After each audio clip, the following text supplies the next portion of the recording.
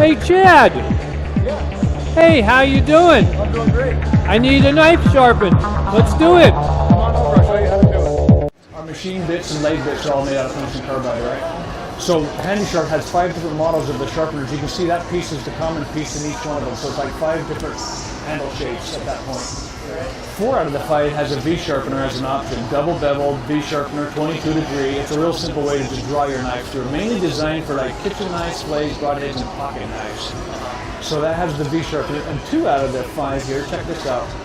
In the handle, it's got a ferrocene rod. That's your fire starter. It's flint and magnesium blended together. You take the edge of your carbide, and that becomes a good stiff stroker on that ferrocene as your fire starter. Yeah, they work excellent. They're 20. Yeah, there's a couple different sizes of them. This is they're called Sharp and Spark, made by HandySharp. But this is the standard, and here's a mini. The mini is just a new one, a new member of the family. We added a bottle opener to the cap here. It's got the V, got the carbide. It's got the same size ferrocene rod in the handle, so they work the same way. Just a little more pocketable. What's different is the length of the red handle. Just a little more comfortable as far as that goes.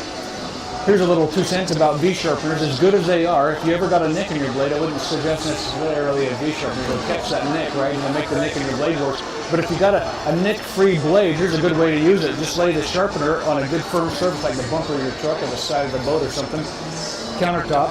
If you place your blade in the bottom of the V, then simply draw your knife through it several times until your blade's sharp. Now, little V sharpeners are little cutters, so don't push too hard. You'll take a lot of metal off your blade. You literally just run it through it until the knife's got a good profile on that blade. Safe, simple, consistent, convenient way to sharpen.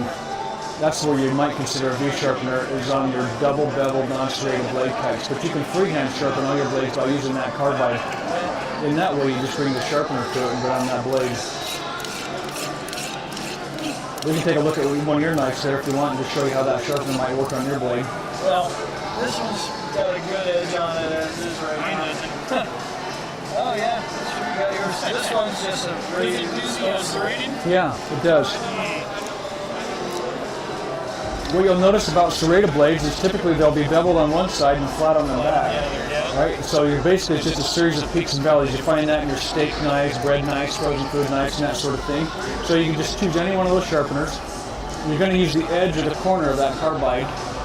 On the bevel side, just place the sharpener on it. Just lean the sharpener forward so that the corner drops into that pattern and then simply go down that blade like this. It's like a roller coaster ride over the peaks, through the valleys, or a Kelly Hunt pattern, right?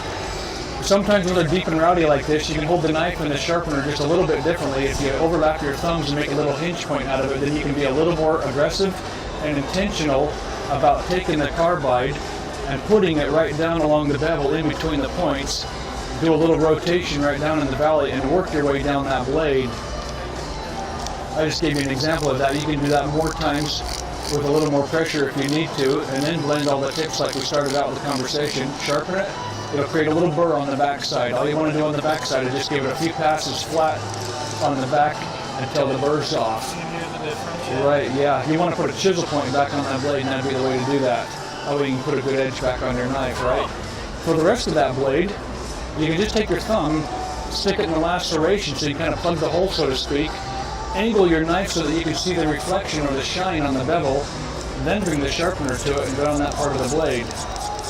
That way you can freehand sharpen the degree on that blade by just looking at the reflection. Bring the sharpener to it, roll it over, find the bevel on the other side. All those different sharpener handle patterns have the same carbide. So if this is the one you had, this is how you'd use it. Same carbide, different shaped handle. When you get to the tunnel point, if you just move your thumb out there, then you can just put that near the end and do the same thing here. That way you can kind of start where your thumb leaves off.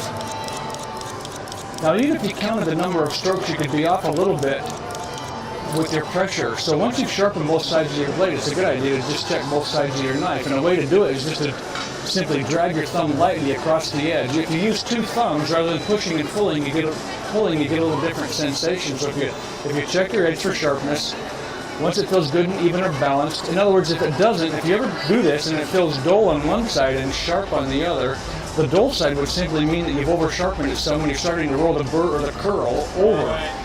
You keep sharpening the dull side of the knife gets duller. So get off the dull side and come over to the sharp side. Really light pressure, give it a light stroke on the sharp side, check it until it feels more symmetrical. You can also confirm whether it's sharp by just running it down your thumbnail. If it catches your nail like that, it's got a good edge to it. Be a little steeper on the blade in this final step, no more pressure, you're not sharpening it anymore. What you're doing now is taking off that wire edge. That way you can follow it right around the tunnel point there too and sharpen that little transition point there. Puts the final edge on your blade all the way off the tip.